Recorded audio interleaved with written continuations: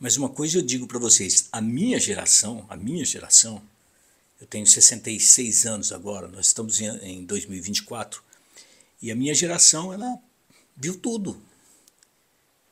Ó, eu com pouca idade, eu devia ter 7 anos, 8 anos, 6 anos, eu notei que o homem chegou à Lua.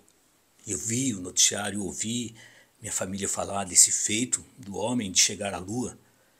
Depois nós tivemos outros vários eventos e uma modernidade absurda até então. Olha, a gente viu tudo. Eu na minha área, eu vi um crescimento assim tecnológico absurdo. Então, esses meus 60 anos, 58 anos vividos no mercado, eles realmente me mostraram muita coisa diferente, mas muita coisa diferente mesmo. E olha, eu digo, é assim, assustador e maravilhoso ao mesmo tempo, né? Porque eu imagino que outras gerações, outros homens que viveram em outras épocas, não passaram, não viram isso maravilhosamente que aconteceu através da cabeça do homem, que foi o avanço tecnológico. Então, vi o homem à lua, fiquei sabendo quem era Martin Luther King, um homem que lutou contra o racismo nos Estados Unidos. Fiquei sabendo daqueles acontecimentos com o presidente John Kennedy. Tudo isso ainda era guri pequenininho, né? E depois eu fui vendo tudo. Daí, em 1970, eu consegui assistir a final da Copa do Mundo na televisão. Até então, eu não sabia muito bem o que era a Copa. Em 1970, eu tinha 12 anos, mas eu consegui assistir a Copa do Mundo na televisão. Eu lembro que meu pai estava fazendo um tipo de evolução na minha casa, né? Ele já havia comprado uma geladeira que a gente não tinha, né? Até 1970 a gente não tinha geladeira. Aconteceu, comprou sim no final de 69 e depois veio com uma televisão. Nós assistimos o jogo da Copa do Mundo numa TV preto e branco de tubo na minha casa, onde eu resido até hoje. Daquela época em diante, aí tudo mudou no mundo, certeza. Nesse interim de 1970 até 1973, 74, eu já passei a viver dentro de uma rádio, dentro de uma emissora de rádio. E quando eu cheguei na rádio, naquela época, os locutores, não existia gravação.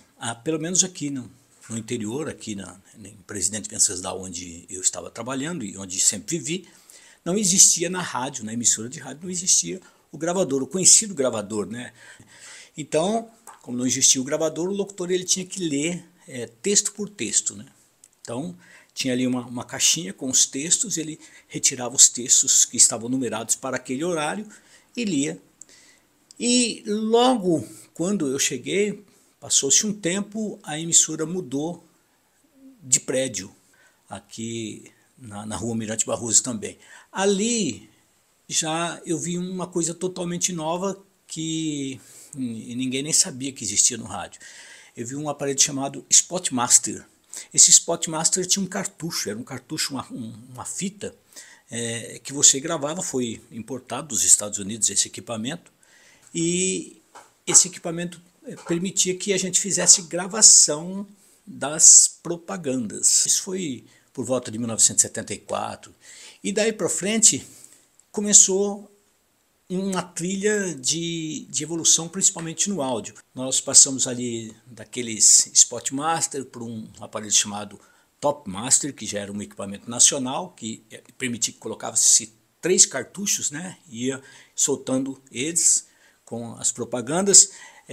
Daí nós acabamos montando uma emissora de rádio com tape deck, né? A gente fazia as fitas cassete já montadas certinho, né? E ia soltando os pausos ali nos tapes que estavam instalados no estúdio, tá? Então isso aí também já fez parte da modernidade, porque chegaram os tape decks, que eram equipamentos na verdade caseiros, né? Mas que dava para usar profissionalmente em emissoras de rádio. Depois do tape deck chegou o MD. um aparelho fantástico. E o MD teve uma vida tão curta, mas era um aparelho maravilhoso, uma coisa gostosa demais de se mexer. O manuseio era uma coisa deliciosa. Então o MD era uma fitinha pequenininha assim, né? Que a gente... não era uma fita, era um disquinho, né? Do tamanho do que eu estou falando da minha mão aqui, né? E nele a gente gravava ali um punhado de propagandas, depois a gente programava nele mesmo os números das propagandas que estavam naquele MD, ele soltava e cruzava todas as propagandas, quer dizer, modernidade.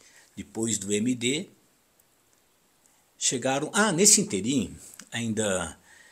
porque a gente na rádio, a gente tocava os discos de vinil, né? Vinis seria. E a gente cruzava, né? Punha um vinil aqui, outro vinil ali do lado, e a gente cruzava as músicas, mixava, né? Depois eles foram substituídos pelos CDs, com som incrível CD, sem ruído, sem aqueles estalozinhos naturais de algum disco de vinil bem usado, né? Então aquilo era fantástico também, né? Era algo maravilhoso para quem estava ali, modernidade, né? Depois veio o computador com os MP3. Depois veio os programas que tocavam emissoras de rádio, que tocavam todos os arquivos de MP3. E até hoje isso perdura, né? Tivemos aí uma breve passagem pelo pendrive, mas hoje está tudo muito fácil. A gente tem até programa de rádio hoje que toca uma emissora totalmente sozinho. Tudo isso faz parte da modernidade, né? Tudo isso a gente viu numa época maravilhosa, onde pudemos observar a evolução do mundo num todo,